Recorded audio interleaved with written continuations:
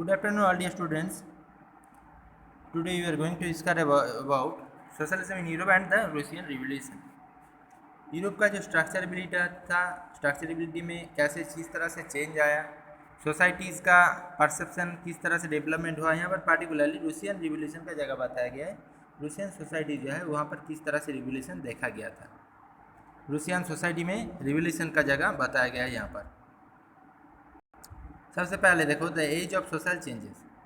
Social changes पहले मैं बताया था तुम लोग को फ्रेंच रिवोल्यूशन का जगह। फ्रेंच रिवोल्यूशन में स्ट्रक्चरेबिलिटी कैसा था, फ्रेंच सोसाइटी का किस तरह से डेवलपमेंट हो रहा था, सोसाइटीज़ परसेप्शन क्या किस तरह से डेवलप हो रहा था। सोसाइटी में जो 3 स्टेट का डिवीज़न था उसमें से नेशनलिज्म का जगह में देखो यूरोप में क्या था, लुइस 16 का जगह बताया था किस तरह से लुइस 16 अपना परसेप्शन को धीरे धीरे डेवलप कर रहा था, उसका जगह बताया था। उसी का साथ साथ सोसाइटी का जो स्ट्रक्चरेबिलिटी है उसमें किस तरह से चेंजेबिलिटी आया, वहाँ पर डेमोक्रेटिक कॉन्सेप्ट का डेवलपमेंट देखा गया, जहाँ पर गवर्नमेंट को उस जगह से हटाया दिया गया और गवर्नमेंट का बेसिस में किसको बैठाया गया, गवर्नमेंट का बेसिस में मोनार्की जो था उसका पावर को लिमिटेड कर दिया गया। लिमिटेड करने के बाद मोनार्कियल सिस्टम मतलब पार्टिकुलरली कंट्रीज में नेशन में चेंजेबिलिटी देखा गया। ठीक, इसमें देखो बताया गया इस चैप्टर में कि किस तरह से सोशलिज्म का टाइमिंग पीरियड में सोशल चेंजेस आया था।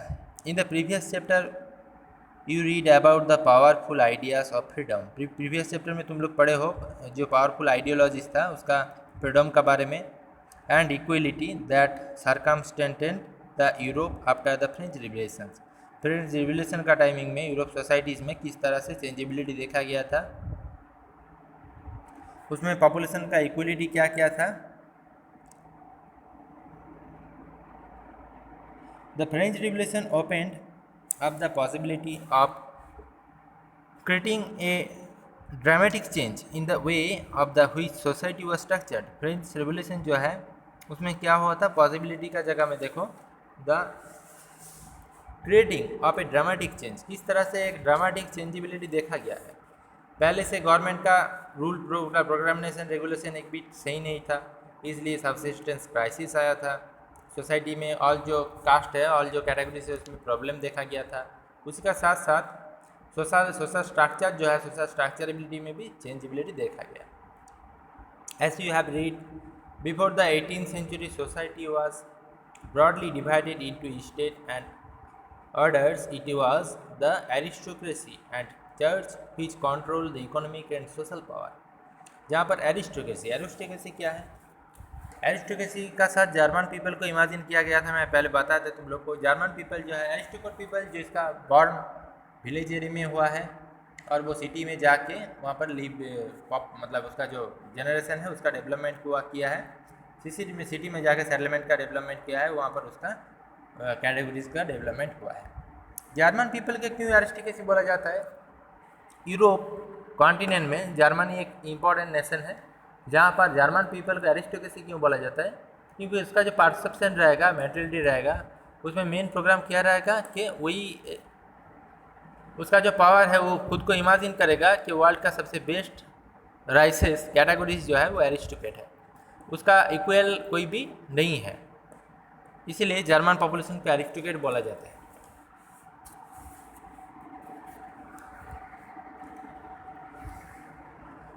Clear? As we have read before the 18th century, society has broadly divided into state and order the aristocracy। एरिस्टोक्रेटी जो पॉपुलेशन हो गया, सोसाइटी जो है बहुत सारे स्टेट में डिवाइडेड था। फ्रेंच सोसाइटी जो था बहुत सारे स्टेट में डिवाइडेड था, एक नेशनल कॉन्स्ट्रक्शन वहाँ पर नहीं हुआ था, इसलिए फ्रेंच रिवोल्यूशन हुआ था। मतलब गवर्नमेंट का जो परसेप्शन है वो कोई फॉलो नहीं कर रहा था, उसका प्रोग्रामिनेशन ठीक नहीं था, चार्ज का परसेप्शन नहीं था, टैक्स का अमाउंट बहुत ज़्यादा पेड करना पड़ता था, ये सब पढ़े हो। सडनली आफ्टर द रिवोल्यूशन का टाइमिंग में it seemed possibly to change this, इसका चेंजेबिलिटी देखा गया था। किस टाइमिंग में, रिवोल्यूशन का टाइमिंग में। In many parts of the world including Europe and Asia, Europe और एशिया को लेके वर्ल्ड का बहुत सारा जगह में new ideas about individual right ने न्यू आइडियाज़ आया था, सब में से राइट जो है इंडिविजुअल राइट देखा गया था। हु कंट्रोल सोशल पावर, जो कि सोशल पावर को कंट्रोल कर सके। In India Raja Ram Mohan Roy and Derozio means Henry Louis Vivian Derozio, जिसका फुल नेम था। Told the significance of the French revolution, जो इंडिया में फ्रेंच रिवोल्यूशन का जगह सिग्निफाई किया, उसको फॉलो किया था, फ्रेंच सोसाइटी का स्ट्रक्चर का साथ इंडिया का स्ट्रक्चर को इमेजिन किया था, जिस टाइमिंग में इंडिया में ब्रिटिश रूल चल रहा था। The development of the colonies in turn receipt this idea of society change. जो कॉलोनीज था, यूरोपियन कॉलोनीज, वहाँ पर किस तरह से सोसाइटी का चेंजेबिलिटी देखा गया था, सोसाइटी का डेवलपमेंट देखा गया था, ऑल एवर जगह यहाँ पर बताया गया था। नॉट एवरीवन इन यूरोप में क्या हुआ था, how ever wanted A complete transformation of society. Europe society जो है वहाँ पर किस तरह से ट्रांसफॉर्मेटिव डेवलपमेंट हुआ था, ट्रांसफॉर्मेटिव जो चेंजेबिलिटी है वो यूरोपियन सोसाइटी में किस तरह से देखा गया था। Responses varied from those who accept that some change was necessity but wished for a gradual shift. वहाँ पर यूरोप सोसाइटी में जो चेंजेबिलिटी के साथ साथ ग्रेजुअली इस तरह से परसेप्शनल डेवलपमेंट हुआ था।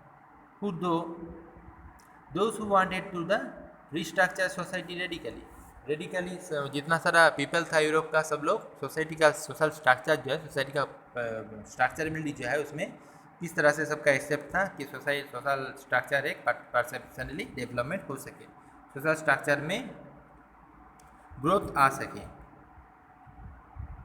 सम were conservatives, other were liberals and radial. Conservative क्या है, जिसको सोसाइटी में ऑल जगह में परसेप्शन नहीं दिया गया था, जिसका पावर लिमिटेड था। लिबरल्स का सिंबल क्या है, फ्रीडम। लिबरल को फ्रीडमली जाना जाता है, फ्रीडमली साइकोलॉजी, फ्रीडमली माइंड को लिबरल का साथ लिबरल माइंड भी बोला जाता है, उसका साथ इमेजिन किया जाता है। ठीक, लिबरल माइंड में देखो, यूरोप में सबसे पहले चेंजेबिलिटी आया था लिबरल कॉन्सेप्ट का बेसिस में।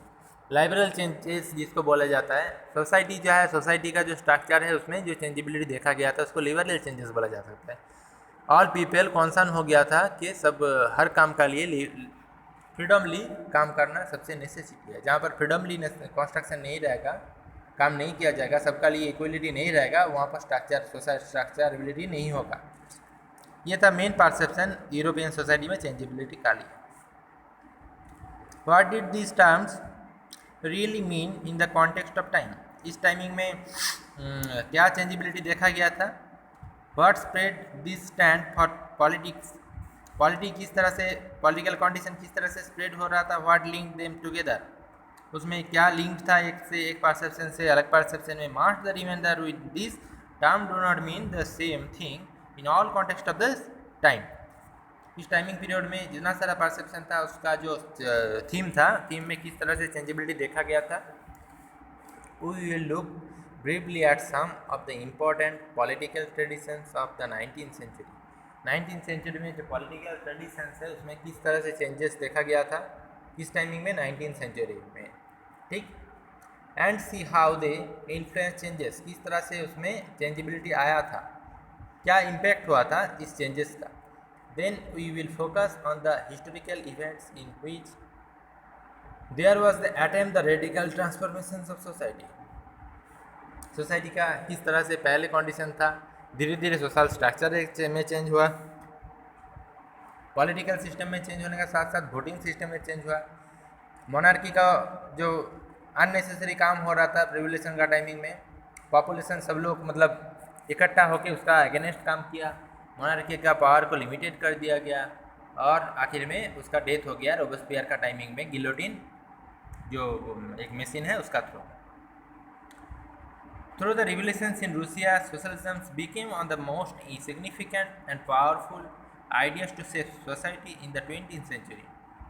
किस तरह से सोशल रिवोल्यूशन जो है उसमें क्या हुआ था, सोशलिज्म जो है वो मोस्ट सिग्निफिकेंट एंड पावरफुल, बहुत ही लिमिटेड और पावरफुल हो गया था सोसाइटी में किस टाइमिंग में, 20th सेंचुरी का टाइमिंग में। अब देखो इंपॉर्टेंट जगह एक आ रहा हूँ, liberal, radicals and conservatives. Liberal, what is liberal, what is radicals and what is conservatives, ये जगह बहुत इंपॉर्टेंट है। लिबरल किसको बोला जाता है, one of the group which look to change society were the liberals. एक ग्रुप ऑफ पीपल जिसका बेसिस में सोसाइटी में चेंजिबिलिटी आया था. कौन सा सोसाइटीज़ में? टोटल यूरोपियन सोसाइटीज़ में. इसमें जर्मनी, फ्रांस, रूसिया लेके बहुत सारा कंट्रीज था. लिबरल वांटेड इन नेशंस विच टॉलरेंस ऑल रिलीजन. टॉलरेंस में जिसको सच्चाई बोला जाता है, एक नेशन में ऑल वर्क जो है वर्क जो है परसेप्शन, उसमें टॉलरेंसली मीन सच्चाई का साथ हर काम होना चाहिए, इसी को लिबरल बोला जाता है. Clear?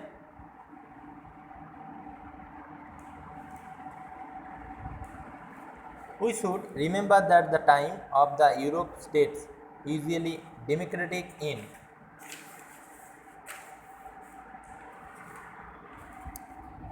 favor of one religion or another.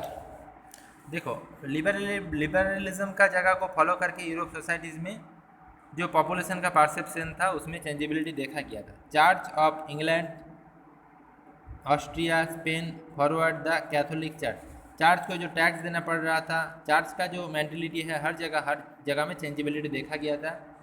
और परसेप्शन में चेंजेबिलिटी देखा गया था. किसका बेसिस में? लिबरलिज्म का बेसिस में. Liberals also opposed on the uncontrolled power of dynastic rules. Dynastic rules, government का जो रूल्स है उसमें अनकंट्रोल जो पावर है उसको चेंजेबिलिटी कर दिया था लिबरल का बेसिस में. They wanted to safeguard the right of individual against government. जहाँ पर गवर्नमेंट का अगेंस्ट काम हो रहा था, इंडिविजुअली काम मतलब सब लोग इंडिविजुअली गवर्नमेंट का अगेंस्ट काम कर रहा था लिबरलिज्म का बेसिस में, क्योंकि गवर्नमेंट जो है वो नॉन लिबरल मेंटेलिटी का साथ एग्जिस्टेंस कर रहा था. They argued the representatives elected parliamentary government subject laws internship as well as the judiciary of the independence rulers of officials. जो ऑल सिस्टम था उसमें जो चेंजेबिलिटी आया था लिबरलिज्म का बेसिस में, लिबरलिज्म का साथ उसका जगह यहाँ पर बताया गया है. सोशल चेंजेस बहुत ही इंपॉर्टेंट है, किस कारण से हुआ था वो लिबरलिज्म का लिए हुआ था, नहीं तो सोशल स्ट्रक्चर में कुछ चेंजेबिलिटी नहीं आता. ठीक, उसके बाद मैं नेक्स्ट क्लास में बताऊँगा तुम लोग को.